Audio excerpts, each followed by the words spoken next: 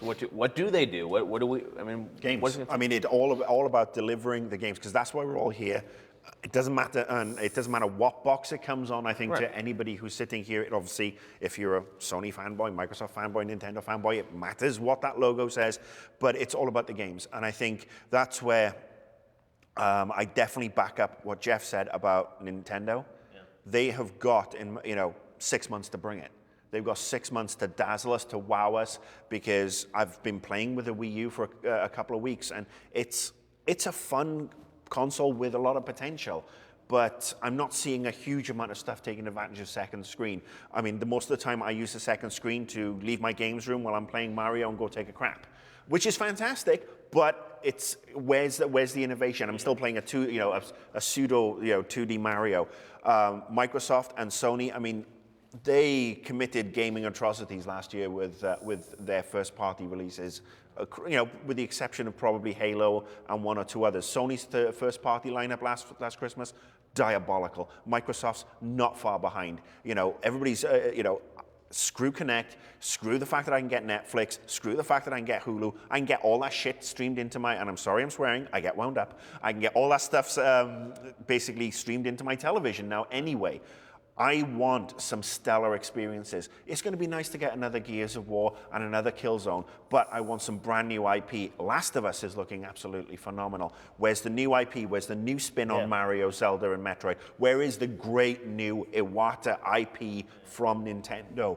What's the new great thing from Epic and from Bungie and from those guys? That's what we need to see to make these boxes sell. It's great news, actually, because all of our parlor tricks, our high definition, our fancy, 3D modeling and shaders, our Kinect and motion sensing stuff, all of those parlor tricks are done. And in fact, they've been given away. I mean, you can control Windows with Kinect now. That's like the worst thing you can do to make consumers feel special about, having the Kinect experience. And I understand why Microsoft did it.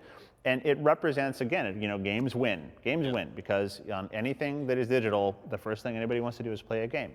That's phenomenal. But boy, the bar is really high now. It's pure content. But it's great that it's reduced down to the creators having to really kind of, inspire people with their art now. But at exactly the moment where we're at the most peril with respect to how you fund that. This is also the first, as you said, is this the generation that has grown up playing games? There are people our age and people 10 years, younger who've played the PS3 and the Nintendo, and PS1, PS2, and the Nintendos all the way through. These guys are now hopefully more discerning gamers. They want more than just a Call of Duty clone or just a Madden every year. These are the guys who want to, somebody to do something cool and different, whether it be taking Borderlands 2 and making it more of an RPG or whatever. I mean, people expect more of these games, and I think that is only good for games moving forward. And the games are more ubiquitous. If it used to be the case that if you had a Nintendo 64, you had to wait for the next cartridge to come out, or you had nothing to play. Now you have everything in the world to play, and so that next cartridge or the next game has to prove to you that it's worth your time, and and that's a bigger deal. I do have a question though about the next parlor trick, because I wasn't at CES. You were, Jeff. 4K TVs. I mean, that is standing next to a 4K TV as impressive as it was when we saw 1080p for the first time. No, I mean, and I think it looks great, but the other thing that people don't think about for gaming is well, then if you're going to have to run games in 4K, that's going to have a huge impact on frame rate and things like that. So you're not going to get Call of Duty at 60 frames at 4K. You'd much rather have it at 60 frames. It's a little bit of the same thing we saw with 3D, which is that after a little while, you get accustomed to it, and then it becomes a net negative. My experience with the 4K TV was just that when I went back to my regular 1080p, it looked like crap, and I felt bad. So it was a negative experience, but I don't think there are many parlor tricks left. I don't know if there are any, and you never know. I mean, people are really creative, and we'll see. But even with the other screen, which I will refer to affectionately now as the Marcus bathroom device. Nintendo's job is done. They are so happy that you're endorsing it that way. But even with that, again, you come back to wanting great content, no matter if you're playing in the bathroom or anywhere else, and we'll see. So do you think publishers and developers, though, are they in a position where they can make this content, though? Because you talked about challenges with funding. I mean, we right now have a lot of big games coming out for the first 6 months of this year. I think a lot of publishers are worried aren't going to sell, or gamers ready for the next console, not wanting to buy what's coming out now.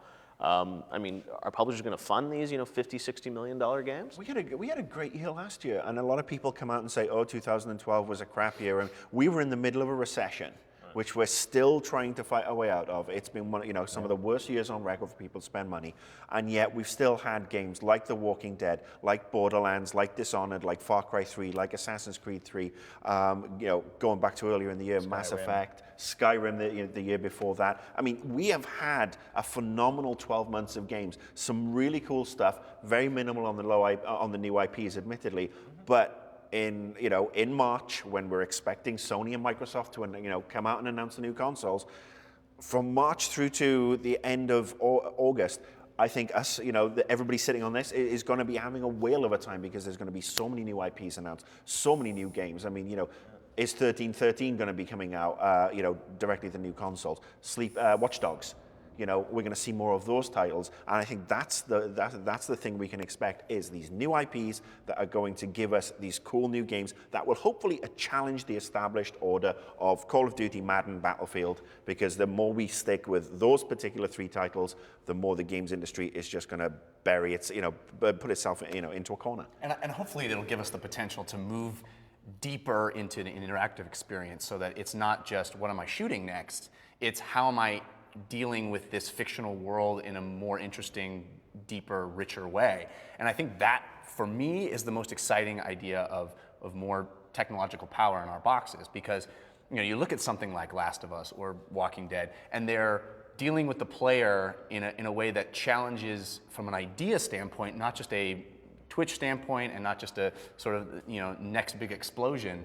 And to go there with gaming, I mean, you were talking about how more people who've never played games before are playing them than ever before. And I think giving people these kinds of experiences that are interactive and rich, and it aren't just what we've experienced through the history of gaming. They're going to new places, and they're giving you stories, and they're giving you worlds that you can't it's be wonderful. in before. There's a lot of, inside the dark secret brotherhood of game designers, there was, at the beginning of the iPhone and the iPad era, a huge amount of grumbling that's, I think, like akin to the sort of grumbling that a really good Street Fighter player has to some kid who walks up and mashes buttons and wins. Right. That all of these games that weren't really games, and designers who weren't really designers were having all this success. And the answer is, well, what? We've been feeding everybody the same stuff, and we've become very good at doing that. But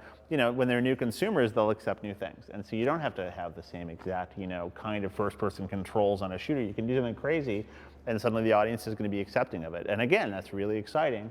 But how does the business back that up? And the answer to that question is going to be interesting to watch unfold.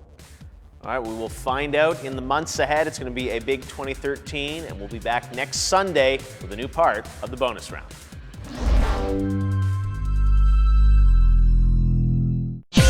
See this and other GT shows and game reviews on the GT Originals iOS app, available now on the App Store.